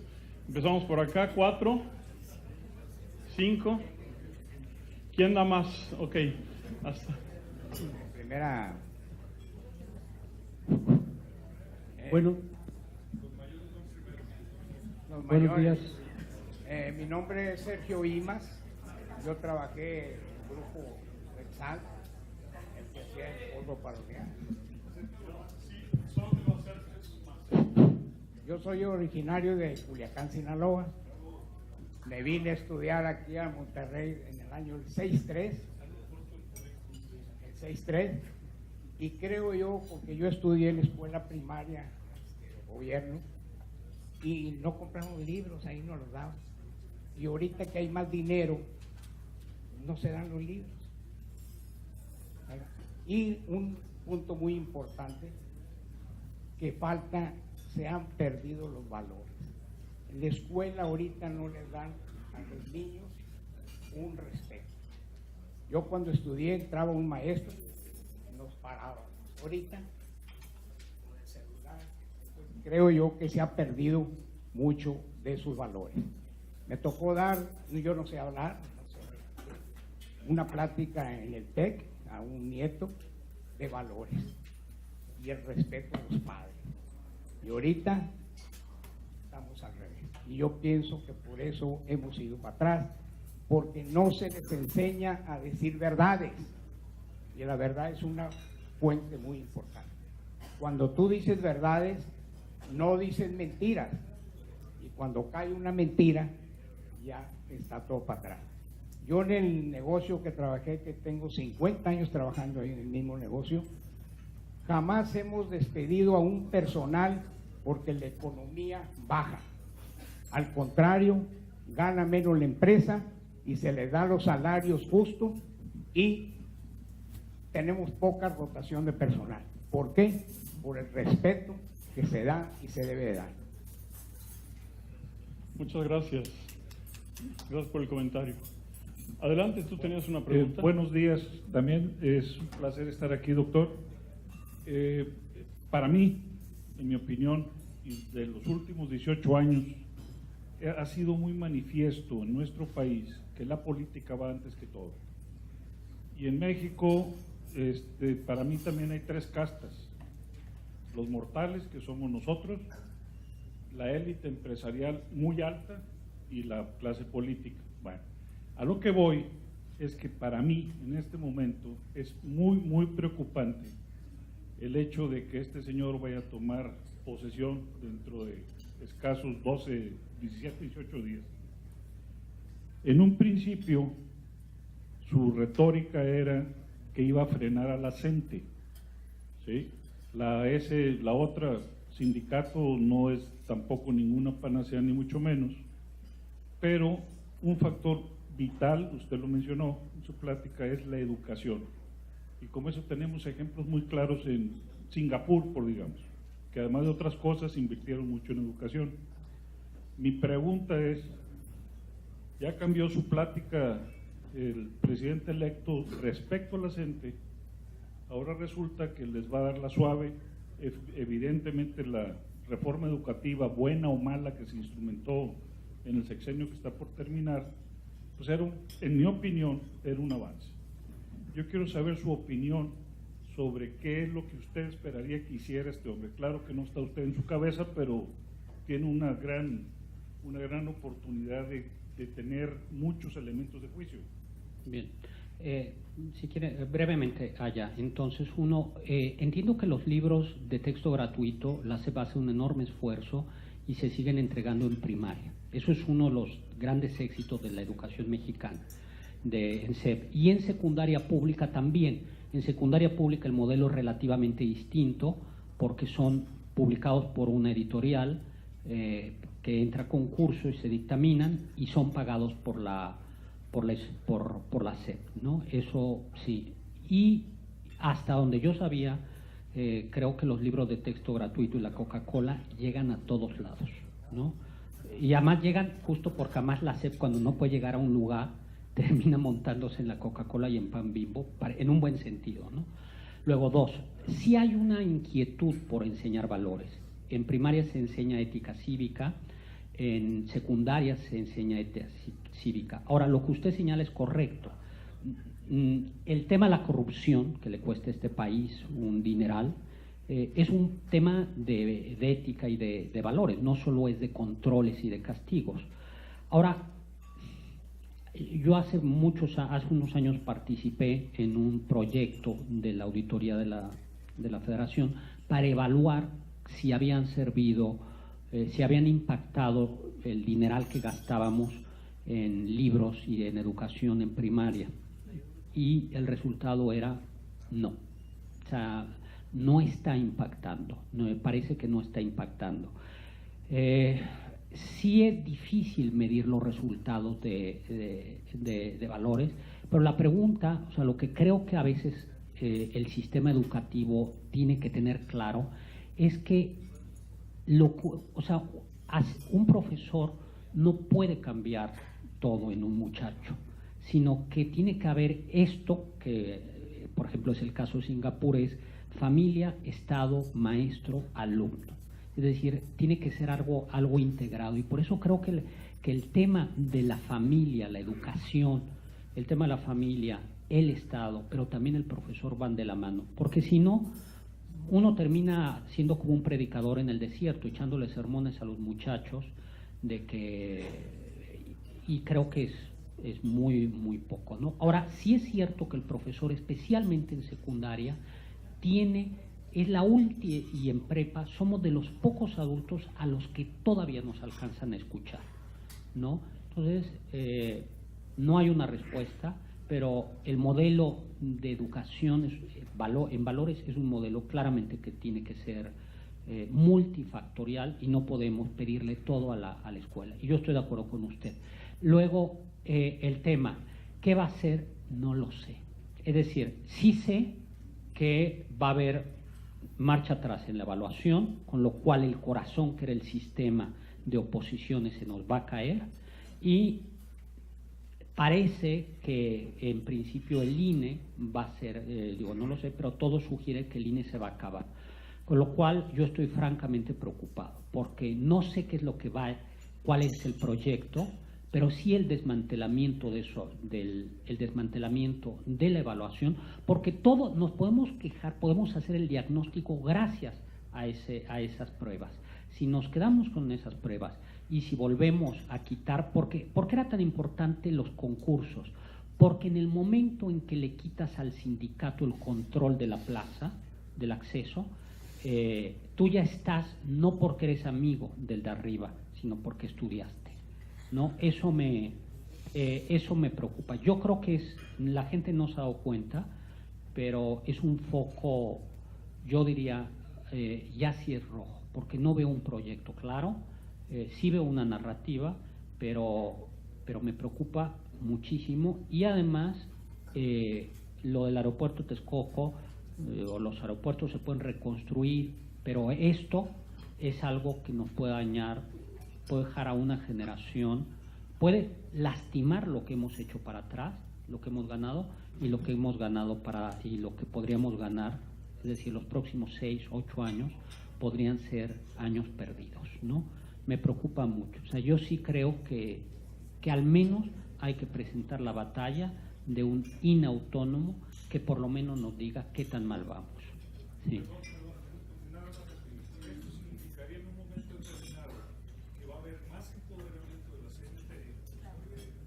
Porque si ya los habían echado para atrás o los habían relegado, ahora resulta que no.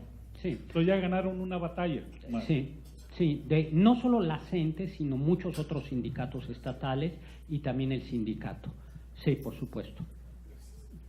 Perdón, sí. Otra pregunta, y aprovecho para agradecerles. Veo que algunos ya están llenando las evaluaciones sobre pavimentación. Gracias. Y muy buenos días, muchas gracias por la invitación. Un servidor de ustedes, egresado de la Escuela de Bioquímicos Unidad Guaymas del Tecnológico de Monterrey. Mi visión está muy centrada en todo lo que tiene que ver con alimentación y nutrición.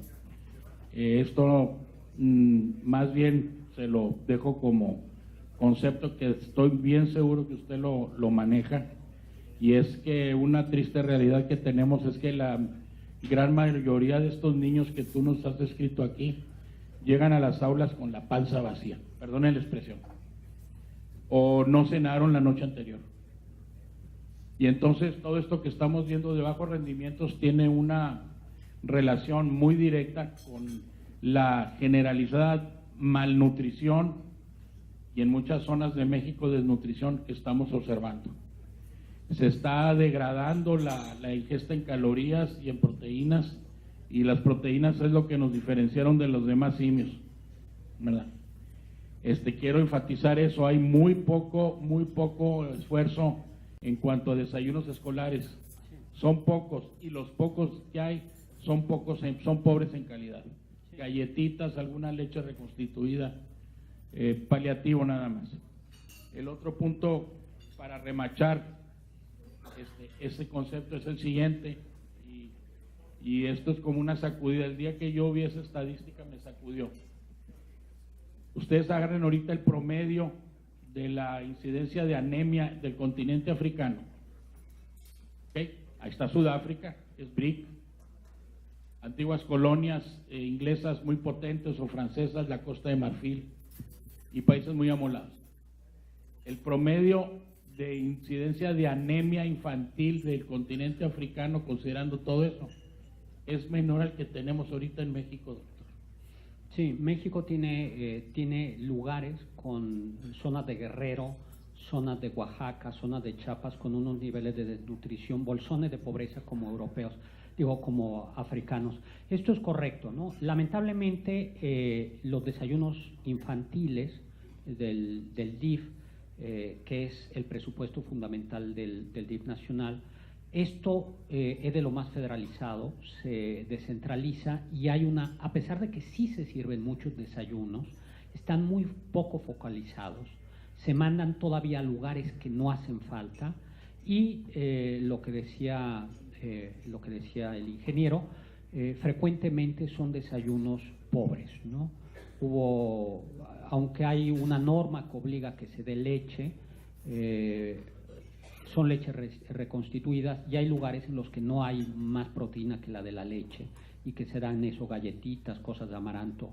Hay estados que lo han manejado muy mal, porque el esfuerzo sí era un esfuerzo muy grande para servir. Se llegaban a servir 12 millones de desayunos diarios, ¿no? Pero por supuesto, eso es una parte de la equidad de oportunidades, ¿no? Y por allá habría otra pregunta, me parece, sí. Una acá y después contigo, Tom. Hola, buenos días. Mi nombre es Tom Kukuchka, soy miembro del Colegio Monterrey. Mi pregunta es muy concreta. Hay básicamente los maestros se preparan en las normales y hay normales rurales. Mi pregunta es, ¿por qué no están integradas en la carrera magisterial a las universidades en donde tendrían la oportunidad de polinizaciones cruzadas con otras carreras y sabrían más del nuevo concepto de aprender a aprender? Sí, vamos a ver, en algunos planteamientos de la reforma había una manera de integrarlos, ¿no? Yo creo que este es un problema de diseño, de origen, ¿no? Ahora, el problema es que como se diseñó así, no solo es propio de México, o sea, hay dos problemas. Uno, hay de normar al normal. No es lo mismo la normal superior de la Ciudad de México, que era el barco insignia, que estas normales rurales. Eso pasa. Y se refleja en cómo veíamos que el sistema educativo estatal siempre está debajo de otros sistemas, ¿no? Hay excepciones, ¿no? Esa es una primera realidad. En la reforma educativa había algunos planteamientos que intentaban cruzar esto, y yo creo que era uno de los puntos. Entre otras cosas, por ejemplo, permitía el acceso de gente que tiene una carrera, aunque no sea normalista, a la carrera magisterial. Y eso era algo valioso. Y me parece que era como se iba a ir mejorando. O sea, en la medida en que tú abres la carrera magisterial a personas que tienen los conocimientos didácticos y además una preparación universitaria, creo que eso hubiera mejorado todo. Lamentablemente no sé en qué vaya a pasar, en qué vaya a terminar eso, ¿no? Creo que es parte del problema, ¿no? Había por ahí, sí. Usted es el experto. No, pero el tema de valores es una cosa que nos llama mucho la inquietud a nosotros. Y mencionaste ahorita que era muy difícil cargarle todo el esfuerzo a los maestros y que los principales países que están avanzando en sus modelos educativos están involucrando mucho a la familia. Así es. Lo cual es muy difícil en el México del Sur. Probablemente aquí la familia sí está involucrada, pero hacia el sur de México es difícil soportarnos en los padres de familia. Sin embargo, yo reconozco que en Estados Unidos mucho de la educación ética y cívica es dado por la televisión. Hollywood y las cadenas son un gran apoyo del modelo de pensamientos cívico que quiere Estados Unidos. ¿Qué opinas de la colaboración de los medios de comunicación mexicanos, o si conoces los de Nuevo León, con respecto a la formación de valores, cómo contribuyen con la educación a ellos? Sí, bueno, a ver, no conozco a los medios de comunicación de Nuevo León, conozco más los de otros estados. Sí te puedo decir que el gran educador ya no solo es los medios tradicionales de comunicación, radio, televisión, sino ahora también los tutoriales, YouTube, las redes, ¿no? Por supuesto que son fundamentales.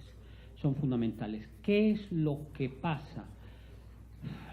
Yo creo que falta un poco más de generosidad de los creadores, de los productores y de los empresarios en los medios, porque es mucho más fácil. Esto me lo decía una persona de radio, me decía, ya no hay que, se quitó 3 programas culturales, y me decía, yo no quiero programas culturales, yo lo que quiero es algo, albures al aire. Palabras más, palabras menos, eso fue lo que dijo. ¿Qué es lo interesante? Lo interesante es, vamos a decirlo así, no se trata de dar sermones al aire, pero sí se trata de ser creativos.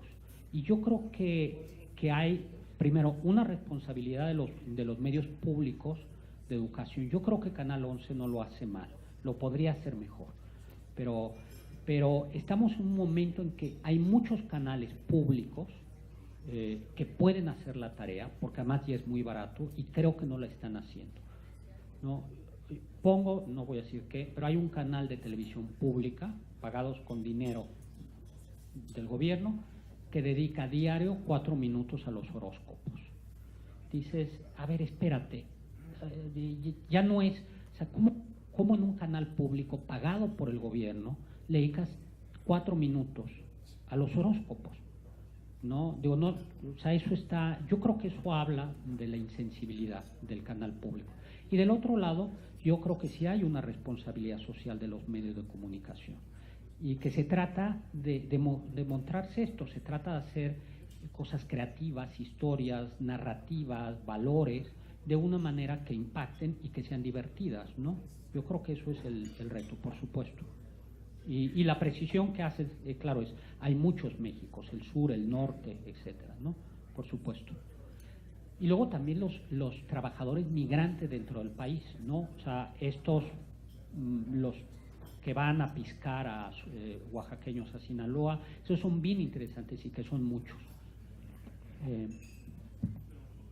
Hola, buenos días. Hola. Acaba de decir que el individualismo del estudio es súper malo para los estudiantes. Entonces, ¿por qué en el día de hoy no se les enseña a nivel nacional que en vez de aprender individualmente, sino colectivamente, porque se pueden hacer pequeños grupos de estudiantes, que cada uno tenga sus valores y sus principios, como decía el compañero que habló anteriormente, pero potencializando lo que cada uno sabe hacer, no lo que le queremos implantar? Sí. ¿Habría alguna manera de llegar a hacer un cambio en la política de estudio? Sí. A ver, quizá me expresé mal. Yo no dije, no hablé del individualismo en el estudio. Más bien, uno de los puntos que yo quería decir es que el esfuerzo personal es un elemento básico en el estudio y que hemos de ser capaces de reconocer que no porque te inscribas vas a salir. O sea, tienes que tener familia, didáctica, tal, pero hay un elemento de echarle ganas, ¿no? Sí, hoy por hoy hay, al menos en secundaria, parte de la calificación consiste en proyectos que se hacen grupalmente. Consiste en cada unidad de trabajo se hace un proyecto que debe ser socializado, estructurado y que es una parte importante de la calificación. No, claro, eso suena bien en el papel y yo creo que ese es porque no es la única calificación, te califican por lo que tú sabes, pero también cómo resuelves el proyecto o haces el proyecto, ¿no? Eso es mucho más fácil en ciencias como la biología, como la ética, y menos en matemáticas, pero se pueden en casi todos hacer. El tema es cómo ponerlo en marcha en condiciones precarias. Esto se puede cuando los muchachos tienen una situación socioeconómica buena, cuando puedes pedir cartulinas, cuando de alguna manera hay un apoyo familiar fuera. Pero el trabajo en equipo lamentablemente también requiere de una infraestructura. Pero yo creo que aquí sí hay un intento de hacerlo y que además es un trabajo laboral muy importante. Corea, por ejemplo, tiene un problema en ese sentido. Una de las críticas que se le hace al sistema de Corea es que es un sistema excesivamente individualista por lo competitivo que es y que entonces que hay una cierta dificultad después en la habilidad de resolver problemas en equipo, ¿no? Claro, ya quisiéramos tener esos problemas, ¿no? Los problemas de Corea, ¿no? Somos tan buenos que ahora no. Pero es cierto que es una habilidad que hay que desarrollar y yo creo que ahí está puesta, ¿no? O sea, no todo es negativo, me parece. Sí, servidor, soy Alberto Santos Guevara y también soy miembro del Colegio de Monterrey. Encantado, Alberto. Yo ejercí varias veces, aunque pocas, y creo que con muy buenos resultados, mi derecho a reprobar algunas materias. Yo durante mi formación sí lo hice y ejercí ese derecho. Y te quiero decir o preguntar, creo que algo muy importante que se ha dado en nuestra educación es la politización del maestro. Y esa politización llega a tal grado de que encuentro muy frecuentemente escuelas más políticos y más lidercillos izquierdistas que maestros. Entonces, yo creo que necesitamos que esa reforma educativa o que esa contrarreforma educativa, necesitamos como ciudadanos presionar porque se despolitice al maestro y se despoliticen las escuelas. Creo que las normales, como decía Tom ahorita, son hasta cierto punto dañinas si se cantean siempre para el lado de la politización izquierdista. Entonces, creo que urge que nosotros como ciudadanos seamos un contrapeso ante cualquier gobierno, no importa el poder que sea. Decía nuestro fundador y decía bien que las ideas son lo pesado. Podemos ser como ciudadanos humildes y podemos ser modestos, pero las ideas son muy importantes. Y una de las ideas más importantes es que nuestros chiquillos no sean influenciados por ideas negativas y torpes, que lo único que hacen es retrasarnos como país. Ahí están los resultados que tú nos presentabas. Entonces, yo creo, y la pregunta concreta es, ¿cómo aceleramos? ¿Cómo logramos que sea más rápida la influencia, la presión, el contrapeso ante nuestro próximo gobierno? Para que sí, echó abajo esa reforma educativa por motivos políticos o por lo que ustedes quieran. Tenía sus peros, indudablemente no era perfecta, pero hubiera sido un adelanto partir de esa plataforma, y no va a ser así, desgraciadamente. Entonces, ¿cómo sugieres tú, o cómo tu experiencia nos puede sugerir que como ciudadanos ejerzamos nuestra presión hacia el nuevo gobierno? Primero, una pequeña precisión. Yo creo que el profesor politizado, vamos a decirlo así, se vale de una herramienta que es la comisión. Es decir, a ver, el profesor que está frente a grupo y que tiene que calificar, preparar la clase, es un profesor que puede tener sus opiniones políticas, pero al estar frente a grupo, la operación en un buen sentido te consume. El riesgo, me parece, son estos profesores que cobran y que no dan clase. Y por eso la comisión, esta comisión sindical, es el arma que utilizaba, es de donde salen estos cuadros de profesores que no dan clases. A mí me parece que eso es una de lo que había que apretarle a los sindicatos. Es decir, tiene que haber comisionados, sí, pero muy pocos, ¿no? Yo creo que tal y como están las cosas, me parece que hay que elegir las batallas. Y creo que hay dos batallas que hay que presentar.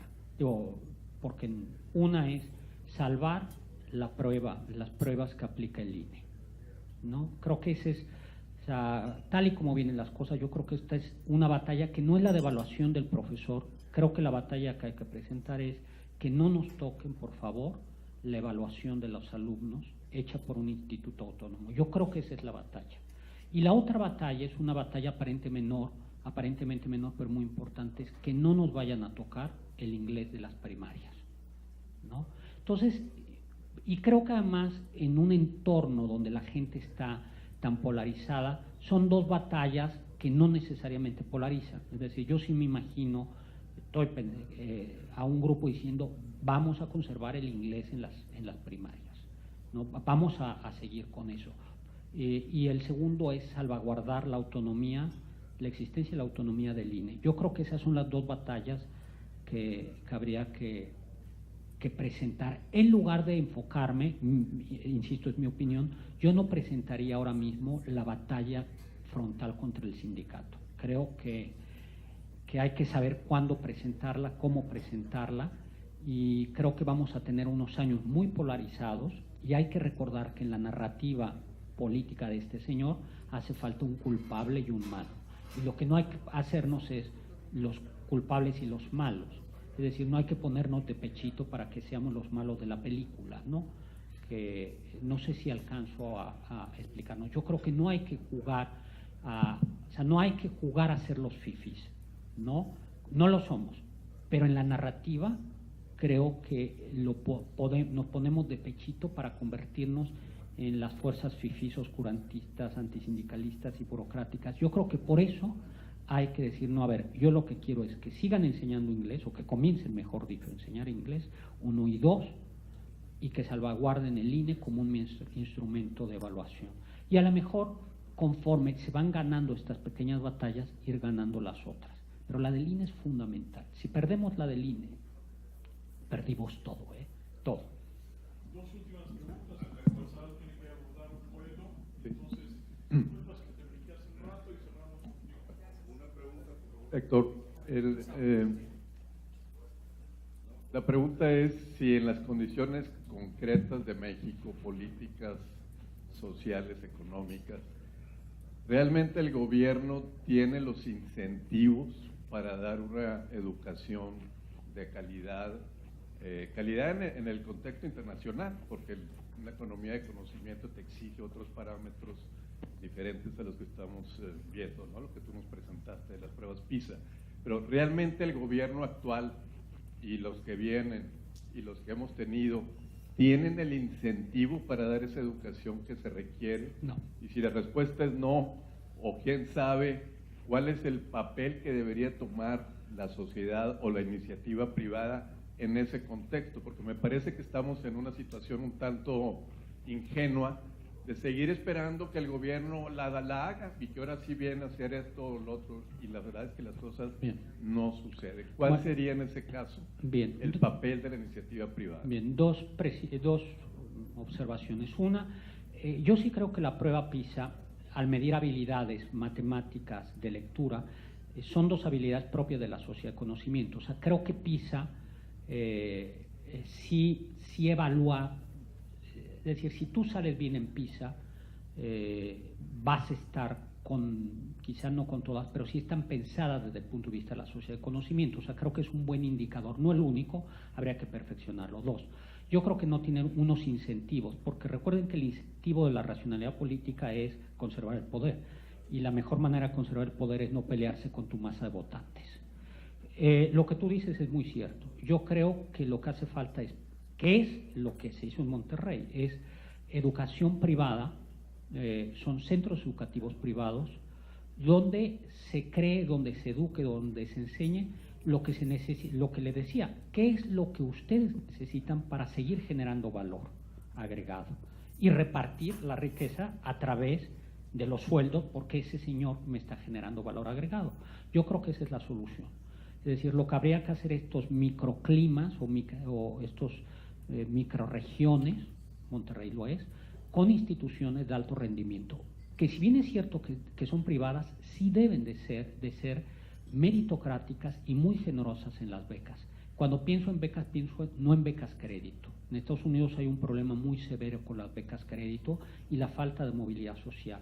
Sí creo que las instituciones de educación privadas, hoy por hoy, son este pequeño oasis, este lugar donde va a haber transformaciones, y que yo que esperaría o que me gustaría uno de instituciones privadas más involucradas en el perfil que necesitan, pero también más involucradas generosamente en que esas instituciones de alto desempeño académico puedan dar muchas becas a personas que las necesitan, ¿no? Yo creo que eso es lo que hay que hacer, y ustedes tienen un camino ya hecho, ¿no? Me parece, ¿no? O sea, creo que frente a un momento difícil que viene, pues yo creo que hay quizá que salvar, proteger esos bastiones en este sentido, ¿no? Pero sí insistiría mucho en el tema de las becas, y no becas créditos, sino becas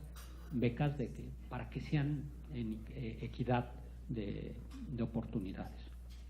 Perdón, aquí hay una. Sí. Sí. Gracias. Bueno, brevemente, una tercera batalla que a lo mejor yo le plantearía, doctor, ¿qué piensa de que se ponga ahí en evaluaciones de 0 a 6 años? De 0 a 6 años hay un reportaje y hay varios estudios de los olvidados, los invisibles. Los niños de 0 a 6 años, en la mayoría de los casos, no están asistiendo al desarrollo preescolar, y hay muchos estudios que determinan que ahí se desarrolla cognitivamente y socioemocionalmente el niño en muchas de sus capacidades que ya es tiempo no recuperable ni en primaria, ni en secundaria, ni en educación superior. Entonces, me parece que la apuesta también tendría que ser que todos nuestros niños puedan ser atendidos en preescolar, al menos desde los 3 años y hasta los 6, previo a llegar a primaria. No sé qué piensan. Sí. Bueno, ahí hay 2 datos. Uno que te da completamente la razón. El tema de Singapur ha puesto mucha atención en la preescolar y en la básica. Y en la preescolar tiene un sistema, esto muy complicado, el que decía cuando hay abuelos involucra a los abuelos, pero por supuesto en el caso de Singapur está puesto lo preescolar, porque además se aprende no solo habilidades de conocimiento, sino lo que tú decías. Y 2, otro dato que te da la razón es que justo donde más importantes son la institución privada es en preescolar. ¿Eso de qué está hablando? Eso está hablando de la insuficiencia de la educación pública en preescolar. Ahora, por otro lado, el esfuerzo es muy grande, ¿no? O sea, tenemos una cobija corta y tenemos demasiados frentes. Creo que algo que se ganó con el presidente Calderón es las guarderías, estas guarderías, no solo las del IMSS, sino las de Sedesol o concesión federal, las que dependían no eran de Sedesol, sino estaban asesoradas por Sedesol. En ellas se da una cierta educación, ¿no? Yo creo que ese modelo ha funcionado. Quizá lo que habría que hacer es perfeccionar que estos centros, que todavía no son preescolar, sino guarderías, no solo enseñen a cuidar a los niños, en el sentido de darles leche y que no se les ahoguen, sino de educar, y eso sí podría estar a la mano porque hay cursos de inducción para estas personas. Yo creo que ahí se podría hacer, pero es un buen punto y tienes la razón. Los dos datos cruzados le dan toda la razón. Bueno, pues mucho. Hay por ahí varias inquietudes, pero no sé por la Yo hora, quisiera, si me permiten. No, permíteme, porque Sí, tiene un vuelo. es que perdón, a ver, a lo mejor una y me voy, 1000 disculpas. Algo muy breve, sí. Es muy breve. Yo quisiera comentar que cuando yo estudié preparatoria aquí en Monterrey, el presidente era Adolfo López Mateos, casado con una maestra. Sí. Creo que fue el creador, esa maestra Eva Sámano, Sí. de lo que es el sistema DIF actualmente. Sí. Y Torres Bodet era el secretario. En esos tiempos, México presumía, en el contexto internacional, de que destinaba a la educación alrededor del 50% del presupuesto federal, si mal no recuerdo, y creo que no estoy equivocado. Pero además, los estados, como estados libres y soberanos, tenían su propio sistema educativo y eran responsables de su educación en cada estado, claro, con el respaldo del presupuesto federal. Nuevo León presumía y destacaba, obviamente, como un estado líder dedicado a la educación. Yo me pregunto, con otra ventaja, un comentario al margen, que los sindicatos de maestros estaban controlados y regulados y administrados a nivel estatal, con el poder político que cada gobernador tenía para poder manejarlos y administrarlos.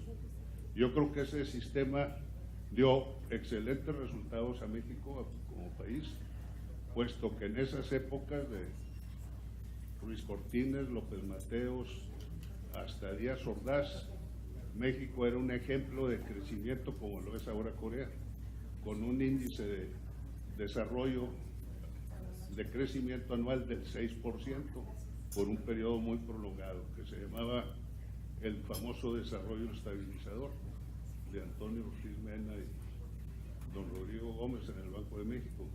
Yo lo que me pregunto, maestro, es, ¿sería posible replantear el sistema educativo de México en esas condiciones actuales? Sí, yo personalmente creo que ya no es posible, porque, primero tuvieron un secretario de Educación magnífico, que era Torres Bodet, dicho sea de paso, ¿no? También es cierto que en los años 60 el promedio de educación del mexicano eran 3 años de escuela, ¿no? Luego, por otro lado, el presupuesto, es decir, si bien es cierto que se gastaba mucho, también se gastaba mucho menos en salud. Y luego hay que reconocer además que era una economía cerrada.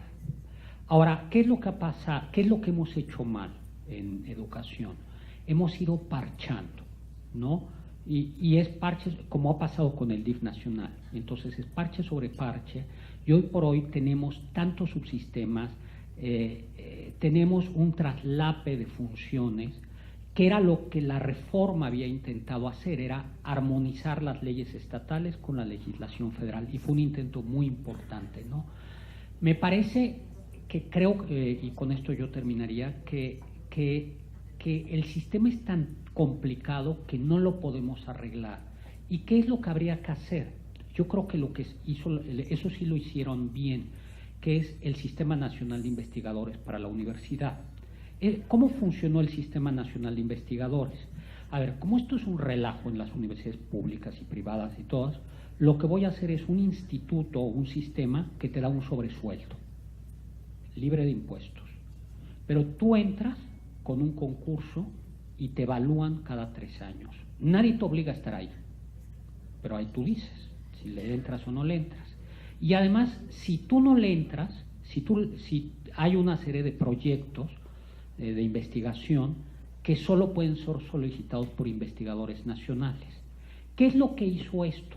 Esto lo que hizo es que al principio nadie le hizo caso, pero cuando en las universidades públicas tú ves que al de al lado gana el doble que tú, o un 50, porque está en el sistema nacional, dices, pues le voy a entrar al sistema nacional. Y entonces tú solo entras a certificarte. Y entonces lo que tienes es tienes 2 universidades, la universidad normal y los investigadores nacionales de la universidad. Y ahí el gobierno pudo poner las reglas. El gobierno y los pares académicos. En mi universidad acaban de correr a 2, entraron otros 2, o sea, es estricto el sistema nacional. Como todo tiene sus limitaciones. Yo creo que la reforma se tendría que haber hecho por esa vía. Es decir, a ver, ya es tal desastre que no hay manera de parcharlo, pero vamos a hacer como una microinstitución que sea atractiva, como algo como la carrera magisterial, y lo suficientemente atractiva que tú solo te certifiques y te alejes de esa dinámica. Yo creo que esa sería la solución. Creo que a la pregunta ¿por qué las universidades autónomas ahora van mejor? Porque tienen investigadores nacionales. Son 5 niveles, ¿no? Sí, es candidato 1, 2, 3 y emérito. ¿No? Sí. Yo creo que ese es el modelo. Por supuesto, tiene limitaciones, objeciones, pero sí. Pues muy bien, me apena muchísimo tenerme aquí. Mil gracias.